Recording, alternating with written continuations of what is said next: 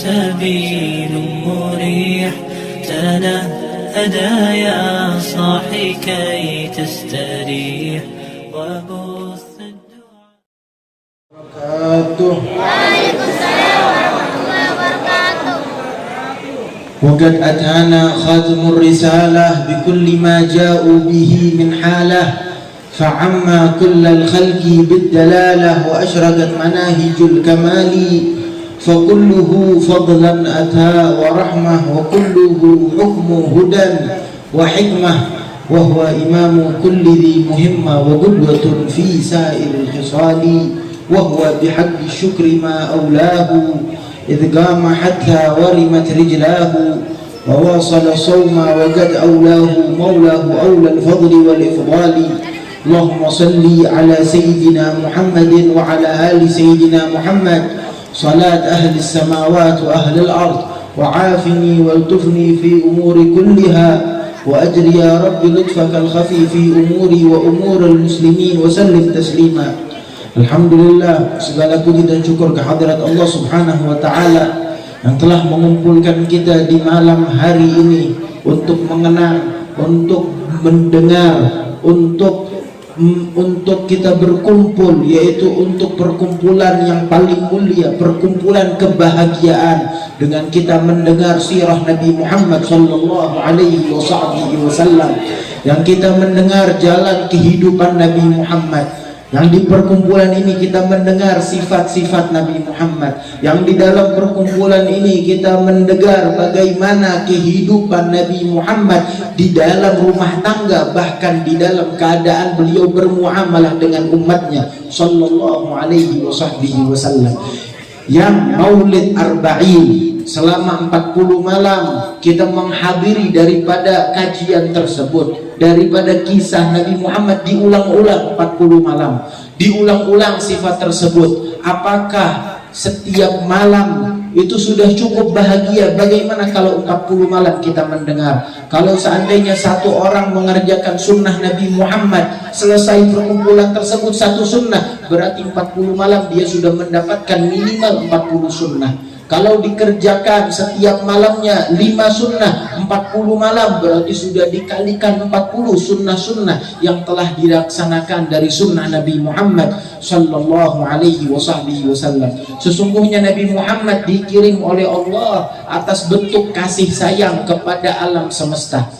Wa ma arsalnaka illa rahmatan lil alamin. Kami mengirim engkau wahai Nabi Muhammad bentuk kasih sayang kami kepada alam semesta, baik manusia muslim ataupun non muslim, jin, malaikat, binatang, hewan, makhluk hidup apapun, semuanya di dalam kategori alam semesta tersebut, yang semuanya berbahagia dengan kelahiran makhluk yang paling mengasihi mereka, yaitu makhluk yang dikatakan oleh Allah rahmah, kasih sayang Allah. Dan Allah mengatakan, jika hendak kalian bergembira atas karunia Allah, maka bergembiralah dengan karunia yang paling besar, bukan dengan karunia dunia, bukan dengan karunia uang harta, tetapi karunia yang paling besar adalah kelahirannya Nabi Muhammad sallallahu alaihi wasallam. Qul bi fadlillah wa bi rahmatihi fabidzalika falyafrahu.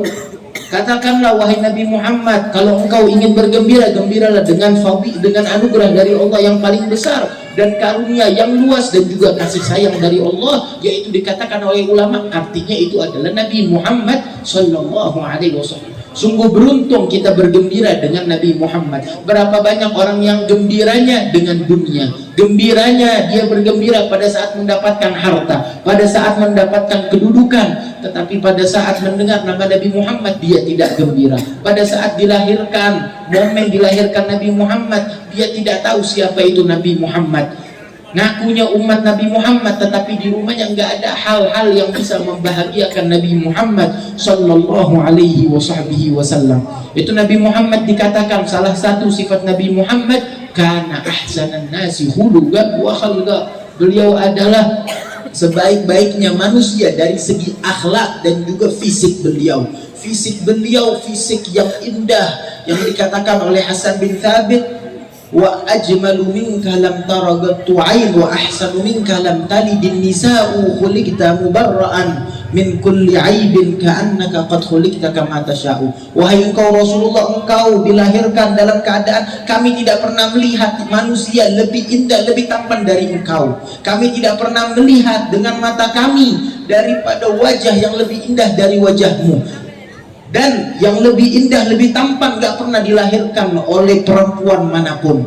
Khuliqta mubarra'an, seakan-akan engkau terlahir tanpa aib apapun, seakan-akan engkau telah memesan bagaimana engkau ingin dilahirkan. Ingin mata yang indah, ingin muka yang putih bersih, sebab engkau enggak ditemukan aib kekurangan apapun di mukamu. Sampai dikatakan oleh sahabat yang mensifatkan wajah Rasulullah, ma ra'aitu ahadan qablahu wala ba'dahu mithlah. Kami tidak bisa mendapatkan manusia, enggak pernah melihat seperti Nabi Muhammad atau mirip bahkan lebih dari Nabi Muhammad. Tidak pernah kami temukan manusia tersebut, baik sebelum kelahiran Nabi Muhammad atau setelah kelahiran Nabi Muhammad sallallahu alaihi wasallam. Wajah yang mulia, yang tampan, yang indah, yang juga bukan hanya wajah tetapi akhlak, hulu juga paling bagus akhlaknya. Sebab Nabi Muhammad mengatakan, innama bu'istu liutammima makarimal akhlak. Aku diutus oleh Allah adalah untuk menyempurnakan akhlak mulia tersebut, untuk membenahi daripada akhlak-akhlak manusia. Sebab tidak ada suatu akhlak, suatu budi pekerti yang baik melainkan asal usulnya kembalinya kepada Rasulullah sallallahu alaihi wasallam. Baik di barat, di timur, selama itu baik akhlaknya, budi pekertinya, pasti asal usulnya kembali kepada Rasulullah sallallahu alaihi wasallam. Pada saat Siti Aisyah diriwayatkan sedang menjahit di rumahnya di malam hari dalam keadaan gelap, maka terjatuh jarum tersebut, dicari nggak ketemu, maka masuk Rasulullah, saking terangnya wajah Rasulullah sampai terlihat jarum tersebut, maka diambil. Setelah itu tersenyum, Siti Aisyah tersenyum, dan Rasulullah mengatakan, apa yang terjadi wahai Aisyah? Maka dikatakan, wahai Rasulullah, sungguh indah wajahmu, terang. Tadi saya mencari ini benda nggak ketemu, tapi engkau masuk langsung terlihat posisi saking terangnya wajahmu wahai Rasulullah sallallahu alaihi wasallam. Maka dikatakan oleh Rasulullah, wailun liman lam yarani yaumal qiyamah ya Aisyah. Sungguh celaka mereka yang tidak bisa bertemu, nggak memandang wajahku di hari kiamat wahai Aisyah. Kenapa? Sebab kalau nggak bertemu Nabi Muhammad di hari kiamat, berarti nggak bisa masuk surga, berarti nggak bersama Nabi Muhammad, berarti dia ada di neraka, nggak berkumpul dengan Nabi Muhammad. Maka Siti Aisyah tanya, siapa mereka orang-orang yang tidak bisa bertemu denganmu wahai Rasulullah? Kata Nabi Muhammad, dikatakan, alladzi indama dzikirtu indahu falam yusalli alaihi. Mereka adalah orang-orang yang kalau disebut namaku, nama Nabi Muhammad, mereka tidak bersolawat kepada Nabi Muhammad sallallahu alaihi wasallam. Maka patut Nabi seperti ini yang mencintai umat ini, yang beliau mengatakan pada saat setiap Nabi mengatakan nafsi nafsi, sendiri-sendiri, beliau mengatakan analah, aku yang mencari syafaat buat mereka. Yang mencintai umat ini patut kita cinta kepada Nabi Muhammad. Tetapi gimana cintanya? Buat maulid adalah bukti kecintaan kepada Nabi Muhammad. Jalan di dalam jalannya Nabi Muhammad adalah bukti kecintaan kepada Nabi Muhammad. Melaksanakan daripada akhlak Nabi Muhammad adalah bukti kecintaan kepada Nabi Muhammad.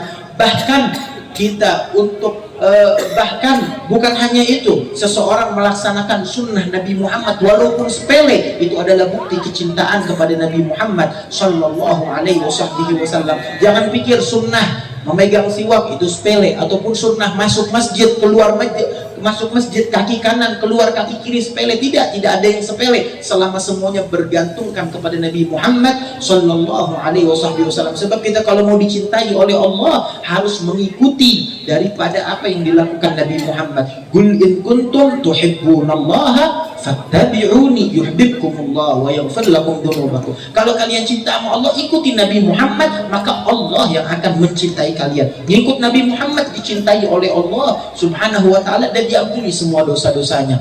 Terakhir itu sahabat saking cintanya dengan Rasulullah sallallahu alaihi wasallam, mereka betul-betul meneladani sifat Rasulullah sampai mereka dikatakan ini mirip kayak Rasulullah, yang ini mirip karena seperti Rasulullah. Kenapa? Sebab mereka betul-betul mensifati sifat Rasulullah sampai akhlak mereka pun orang pertama kali melihat seakan-akan melihat Rasulullah Sallallahu Alaihi Wasallam saking cintanya mereka dan membuktikan cinta tersebut dengan peneladanan kepada Rasulullah Sallallahu Alaihi Wasallam. Itu Rasulullah sekali dikirimi surat oleh Musailamah Kadzdzab, seorang yang mengaku nabi. Maka Rasulullah membalas surat tersebut kepada Musailamah. Dikatakan min Muhammad Rasulullah ila Musailamah al-Kadzdzab, assalamu ala man ittaba'al huda fa innal arda lillahi yurithuha man yasha'u min ibadi wal 'aqibatu lil muttaqin. Itu Nabi Muhammad ngirim surat kepada Musailamah. Siapa yang bawa? Ini dikirim ke sarang musuh. Siapa yang berani ke situ? Yang artinya kalau masuk bisa terbunuh. Maka dikirim, dilihat, maka berdiri salah satu pemuda dari kaum Ansor yang betul-betul mencintai Nabi Muhammad. Sahabat tersebut, pemuda tersebut bernama Habib bin Zaid al-Ansari. Itu jalan, dia membawa surat. Dia tahu orang kalau pergi membawa surat keluar kota Madinah sendirian, itu seakan-akan orang mati, nggak tahu kapan balik, nggak tahu kembalinya kapan, mungkin terbunuh, mungkin tidak kembali. Dan yang datang kembali itu kayak orang yang baru dilahirkan di muka bumi. Maka pergi Habib bin Zaid membawa surat. Maka Musailamah pada saat membaca surat tersebut marah, ditangkap Habib bin Zaid. Padahal ini adalah Rasul, adalah seorang yang membawa surat, nggak boleh dibunuh, nggak boleh ditangkap. Tetapi dia melawan, marah, saking marahnya ditangkap Habib bin Zaid, diikat. Habib bin Zaid nggak ketakutan, dia keluar.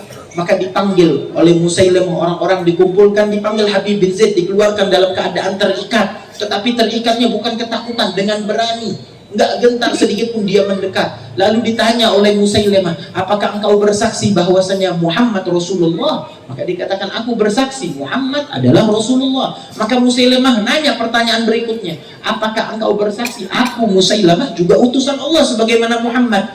Maka dia mengatakan, inna fi udhunayya samaman lam asma. Sesungguhnya aku nggak dengar apa yang engkau katakan wahai Musailamah, nggak kedengeran suaramu. Maka Musailamah marah, ini dibodohin katanya. Tadi dengar nama Muhammad, nama Musailamah nggak dengar. Maka diperintahkan tukang bunuh, tukang penggal, bukan memenggal, membunuh, tetapi diperintahkan untuk memotong jasadnya.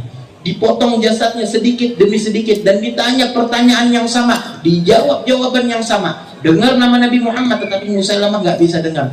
Maka diulang-ulang sampai setengah berat badan tubuhnya itu sudah berjatuhan di muka bumi, terbunuh dalam keadaan dirinya dipotong-potong karena nggak bisa menyaut, mendengar daripada perkataan, yaitu bersaksi bahwasanya Musailamah utusan Allah. Saking cintanya dengan Nabi Muhammad Sallallahu Alaihi Wasallam. Maka dari itu Nabi Muhammad adalah Nabi yang patut dicintai dan diteladani. Kita nggak perlu lagi untuk dibunuh seperti itu, tetapi yang dibutuhkan adalah peneladanan kita kepada Rasulullah Sallallahu Alaihi Wasallam. Mudah-mudahan kita bisa meneladani sosok Rasulullah Sallallahu Alaihi Wasallam, diberikan keberkahan di majelis malam hari ini. Tidaklah kita pulang melainkan hajat kita dikabulkan, dan juga kasih sayang Allah, rahmat Allah semua terlimpah di dalam diri kita, dan Allah panjangkan umur guru-guru kita daripada Sahibul Bait Al-Habib Mahmud bin Umar Al-Hamid, Habibana Rifqi Al-Hamid, Habibana Jindan bin Novel bin Salim bin Jindan, dan guru-guru kita yang lainnya dipanjangkan umur mereka, dilimpahkan rezeki mereka. Hadirin hadirat, Allahumma iman ya faq ahlil khairil khair wa anhum alaih wa finna Allahumma lil khair wa inna alaih birahmatika ya arhamar rahimin. Allahumma rabbana hab lana min azwajina wa dhurriyyatina qurrata a'yun waj'alna lil muttaqina imama. Rabbana atina fid dunya hasanah wa fil akhirati hasanatan wa qina adzaban nar. Sallallahu ta'ala ala sayyidina Muhammad an-nabiyil ummi wa ala alihi wa sahbihi wasallam, wa akhiru da'wana alhamdulillahi rabbil alamin.